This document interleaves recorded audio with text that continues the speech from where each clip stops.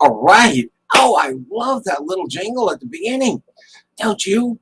What a way to wake up. If good morning, good afternoon, good evening, depending on where and when you're listening to this. And if this is morning for you right now, that little jingle is a great way to get going. Yes. This is Coffee with Kevin. Good morning. I am Kevin, in case you didn't notice yet. And this is my coffee. Mm, Yum, yum, yum. I hope you're having and enjoying a hot cup of coffee or a hot cup of tea or whatever water or juice drink that you have. I hope you're enjoying one and sharing it with me in this moment. This is awesome. This is awesome. Hey, we're talking about making today a spectacular day. We're making every day a spectacular day. And you might be saying, I don't do this on Monday mornings because too many people are, you Mondays. Tuesday's a little better. You should have got through yesterday. You should have been able to get through yesterday and do what you needed to do. Yes. Hey, I got some video effects. Isn't this cool? You can see me up close. You can see me a little bit to the sides. Nice. Anyway, I wanted to, Tuesdays are a little bit better. You get through Mondays and you come in and you have a spectacular day if you want to. You might be saying, Kevin, come on. I don't have any control over what's going to happen in my day. You're right. You don't have any control over what's going to happen in your day, but you have control over how you're going to react to it and how you're going to feel. Often we have these things where, hey, something happens, someone says something, someone does something, and all of a sudden it's ruined our entire day, if not ruined our entire week. Has it really? Because we got to become aware of the fact that, hey, this thing that happened out there, this external thing that happened out there has made me or gotten me to feel this way. All right. And what it really was is a reaction in me. There's a reaction in you to whatever happened. And the key is being aware of it in the moment. It's really, really difficult to prevent yourself from having those feelings, from having those triggers in that instantly. Becoming aware of it is the first thing you need to do. You become aware of it and say, whoa, hold on. I am reacting to this in a way. Why am I reacting to this in this way? And can I react in another way? Can I react in another way?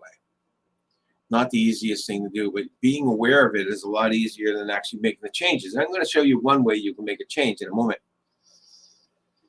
So being aware that something or someone has triggered you, made you feel this way.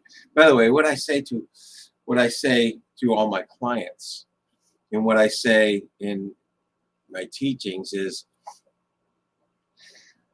if everything out there has made you who you are and where you are and what you are in the moment, I'm this way because of her. I'm this way because of him, because of my childhood, because of the economy, because of the administration, whatever it is, because of the pandemic, whatever it is. You don't get better until those things changes, until those things change, right? You have, if you're externally hooked to in a causal state to whatever happened outside of you, you're not going to change and you're not going to feel better until whatever happens outside of you changes. Does that make sense? So when you go to say, this is the cause of my, or whatever it is I'm dealing with, all right, until that thing changes or that person changes, you're saying that you can't get out of it. So what do? You put yourself, instead of on the effect side, because being caused to have a bad day from something, you put yourself on the cause side. And on the cause side, this is the first thing that comes to people's mind all the time. The very first thing that comes to people's mind is, if I'm the cause on the cause side, it's my fault. I'm to blame. No, no, no, no, no. It's not your fault. I know I'm playing. It's not your fault. It's your responsibility. It's your responsibility, once you become aware of it, to do what you can to change it. To get on the side and say, hey, all right, I might have just become not feeling good, or it's a lousy day, or it's a change day. What can I do to change that so I can have a great day? So that I can have a great day, a spectacular day, an incredible day. What can I do? So what can you do? This happened to me not too long ago. This happened to me last week. Something was happening, very personal. Usually, if it's close, if it's personal, close, family, or really, really good friends, and something goes wrong. And it doesn't matter if it's something goes wrong that's geared towards you, or something that's going wrong in the situation for them. If they're really close, you feel it, don't you? Of course you do. So this happened to me the other day. Something was going wrong. Someone was off the rails, and I started feeling it, and I felt it right here, right here. Let me. I can't zoom out any more than I am, so I'm gonna zoom back. I'm gonna lower this and say, I was feeling it right here, right here. There we go. And it's that kind of pit in the stomach that you feel once in a while. It's like, oh. So I did this little technique. I 100% believe in something called walk the talk. And I think you know what this means. If someone's saying something, and someone's saying, okay, you should do this or you should do that, you better hope, or you're going to want to believe, and you're going to want proof that they are themselves doing this or that. So one of the techniques I teach is called feeling manipulation. I believe it's called that. It never had a name, and I had renamed it for my trainings. And originally called it submodality manipulation, but who knows what a submodality is, right? Anyway, so I went down to that feeling in the pit of my stomach, and in my head, in my mind, I said, okay, that feeling it's got some sort of form. It feels maybe it's round. It's round. Okay. And then I asked myself, okay, if it had a color, what color it was? And for me, it was like a darkish color. Often people will feel, if it's a intense feeling, they'll feel it's red, but not always. So it was a darkish color. And I said, okay, is this still? No, it's kind of vibrating. It wasn't rolling or anything, but it was kind of vibrating, and how large and how heavy it was. So I asked myself all these questions. And then the first thing I asked myself to do was, what is it going to be like if it were light blue? I go with light blue. You can tell I like blue. I go with a light blue, a baby blue. And all of a sudden, instantly, I was able to do this in my mind. In my mind, I was able to say, okay, I'm experiencing this now as a light blue. And it changed a little. It changed it for the better. It doesn't always change for the better. It changed a little. And then I said, okay, what if I changed the color more? What if I lightened it to almost opaque? And then it didn't seem, I could do that, but it didn't seem to do anything, or maybe made it a little worse. So I went back to the light blue. By the way, if you're going to do this, the colors could be anything. They're what's specific to you. Always go to make it a lighter color, moving towards a transparency. So going towards that transparency didn't work for me, so I put it back to light blue. And then I said, okay, color seems to be optimal. Can I shrink it in half? And I shrunk it in half. Felt better.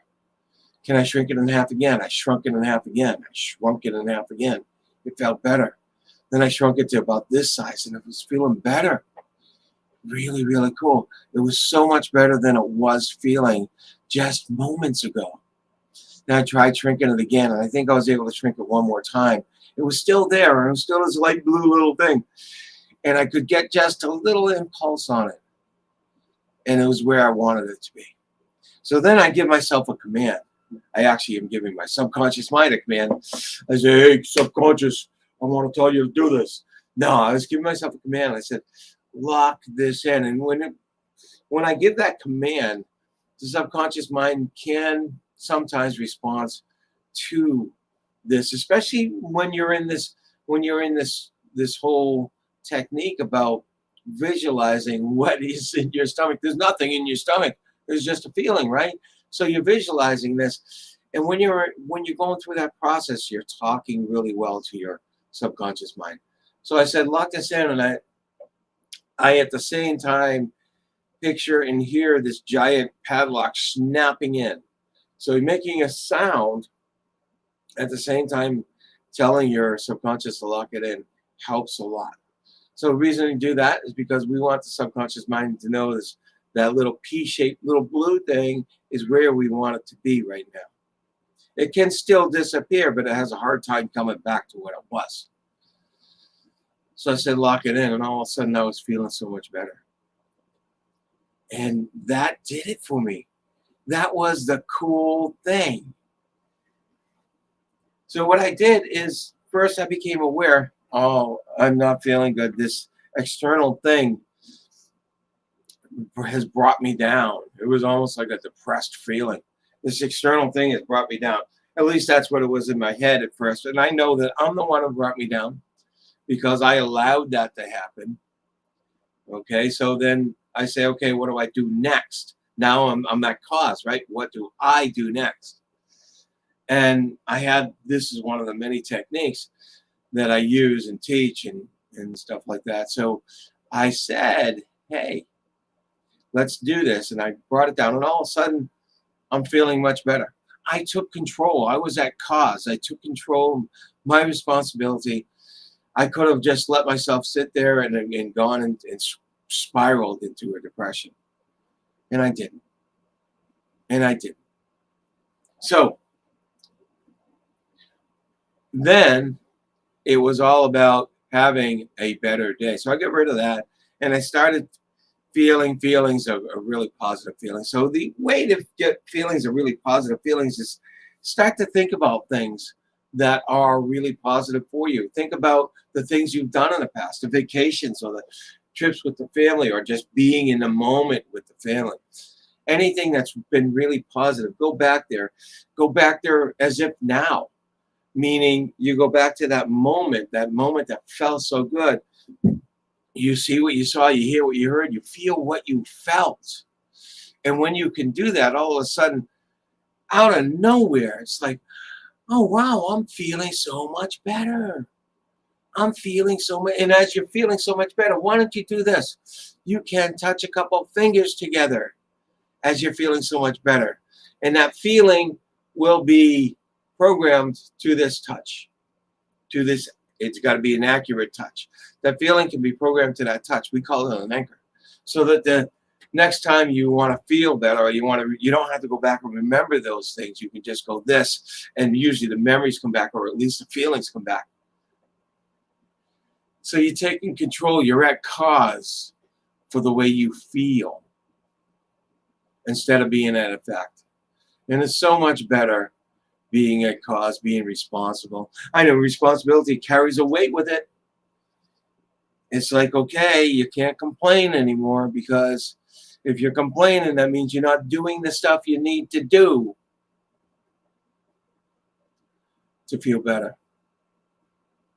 So it does carry a weight with it. Responsibility always carries a weight with it. But responsibility always means that you're in control. You're in control. And I'm in control of having a sip of my coffee. It's been a while. Mm. Mm, mm, mm, mm. Tapping, Michael Berman. Tapping is another technique you can do.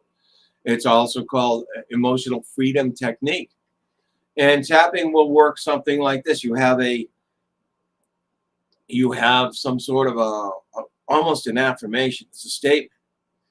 Even though I'm feeling bad, and this is one of the reasons I'm not really a big fan, because you're stating something that you want to change, and you continue stating that, but you can change that as it's going on. So even though I'm feeling bad, I really love and respect myself, or I really love myself.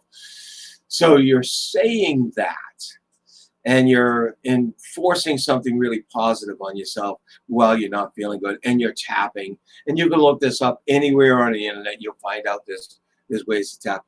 See, even though I'm feeling bad, I really love and respect myself. Even though I'm feeling bad, I really love and respect myself. Even though I'm feeling bad, I really love and respect myself. There's a lot of different ways. Tapping is one of them. I have my own protocol that I've created called eye movement release technique, EMRT. And yes, a lot of people notice this as being, it's an eye movement technique. So they say EMDR. Yes, EMDR is an eye movement technique, and EMDR does so much more. But EMDR has a setup and has a protocol that's much different from the setup and protocol and what EMRT is used for. So I use this EMRT, and within seconds of eye movement, I can get that out. Now, the other day, I used this feeling manipulation because it was really evident where I was feeling it. So, and it didn't take that much longer than it would have for the EMRT, and it worked. There's a lot of different techniques you can use in the moment if you're trained to get yourself better, to get yourself excellent. Excellent. I always like what Tony Robbins said. It stuck with me for a long time. He says, if you want good results, you got to perform great. If you want great results, you got to perform fantastic. If you want fantastic results, you got to perform at total excellence. So the results you get are always just a little lower from how you're performing. And I'll say this about the way you're feeling. Okay. You want to be feeling as good as possible. You want to be emanating that in your face, in your movements, in your language, and you'll actually feel it. So if you actually pay attention to what you're saying, how you're saying it, how you're moving, what you're looking like, you're actually going to cause yourself to feel better. I call it, that in a little way, it's called fake it till you make it. And I know there's a lot of naysayers out there with fake it till you make it, but the body mind is so tied together. You're faking it so your body will come to terms and make it feel the way you're faking it. So if you want to go around feeling depressed and not being able to feel anything positive, head down, show the slump, and then you're there. If you want to start feeling good, start feeling positive feelings, smile, head up. For some reason, it's something to do with the muscles and the whole physiology. Smile, head up, and walk around and stay that way for 5 minutes, and you're going to find out that, hey, this is really great. I got rid of all those negative thoughts. Okay, this has been Coffee with Kevin. We went a little longer than usual, but that's okay because my coffee is still hot. If you want to know more about these techniques I've been talking about, reach out to me on Facebook or LinkedIn, and I'd be happy to tell you a little bit more. All right, all. You all take care, and I will see you next week. Bye.